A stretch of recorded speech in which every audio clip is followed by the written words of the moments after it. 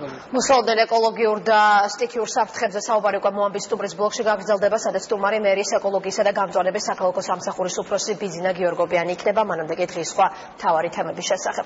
პირველად საქართველოში მძიმე დაავადებების მქონე ბავშვებისთვის მზრუნველობის სახლი შენდება. ეს არის არასამთავრობო და კერძო სექტორის ერთობლივი საქველმოქმედო პროექტი, რომლისთვის ადგილი ვაშლი ჯვარში უკვე შერჩეულია. ჰოსპისის გახსნა 2016 წლისთვის იგეგმება და ადგილზე უცხოეთში გადამზადებული სპეციალისტები იმუშავებენ. საოჯახო ტიპის დაწესებულება 18 წლამდე ასაკის ყველა იმ ბავშვთა და მოზარდს მოემსახურება, რომლებსაც პალიატიური მზრუნველობა სჭირდებათ. 6 წლის ნიკოლოს დაბადებისთანავე კისტოზური ფიბროზის დიაგნოზი დაუსვეს.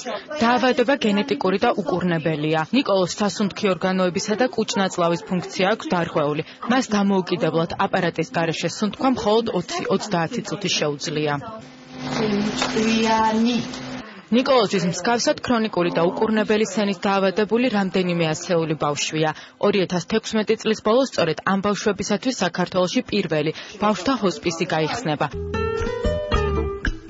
პროექტი უკვე დამტკიცებულია, მშენებლობა ივლისში დაიწყება. ჰოსპისი სახლის ტიპის დაწესებულებაა, რომელიც 3 მიმართულებას მოიცავს: 24 საათიან მომსახურებას, დღის ცენტრსა და შინზრუნვის სერვისს.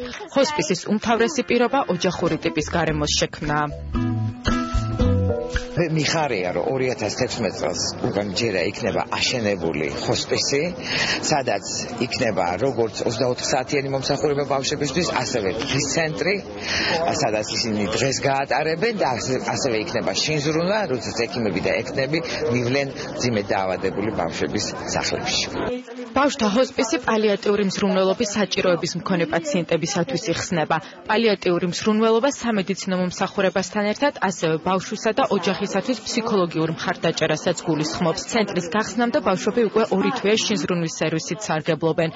6 წლის ნიკოლოზი ამ პროექტის პირველი პაციენტია. 2 თვეა უკვე რაც ნიკოლოზთან ვართ.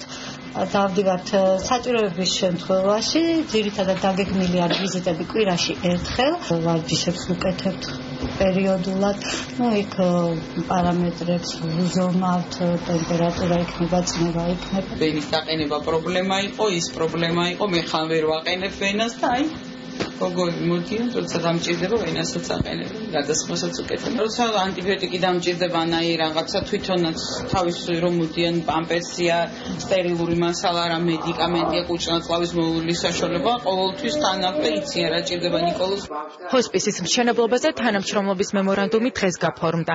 საქველმოქმედო პროექტის განხორციელებისთვის პირველი შენატანი საქართველოს პრეზიდენტმა განახორციელა. ჰოსპისი ვაშლი ჯვრის მიმდებარე ტერიტორიაზე 715 კვადრატულ მეტრზე აშენდება. როდესაც პრეზიდენტის ცნობილი გახდა პროექტის შესახებ, თავისთავად ხალხი რომ პრეზიდენტმა მიიღო გადაწყვეტილება პრეზიდენტის სარეზერვო ფონდიდან დაფინანსებული იყო, გარკვეული ნაწილი დაფინანსებული იყო აღნიშნული პროექტის შემდგომი წარმატებული ფუნქციონირებისათვის, თუმცა ბუნებრივია ჩვენ მომავალშიც გავაგრძელებთ ამ მიმართულებით თანამშრომლობას. ჰოსპისი არ არის საცხოვრია ჰოსპიტალი.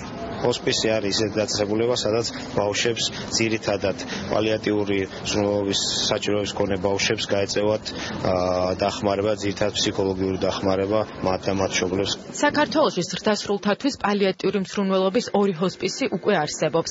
ერთი ონკოლოგიური ცენტრის ბაზაზე, მეორე კი ფერისცვალების დედათა მონასტერში. ბავშვებისათვის კი მსგავსი ტიპის ცენტრი პირველია, სადაც უცხოეთში გადამზადებული სპეციალისტები იმუშავებენ და ყველა სახის მომსახურება უფასო იქნება.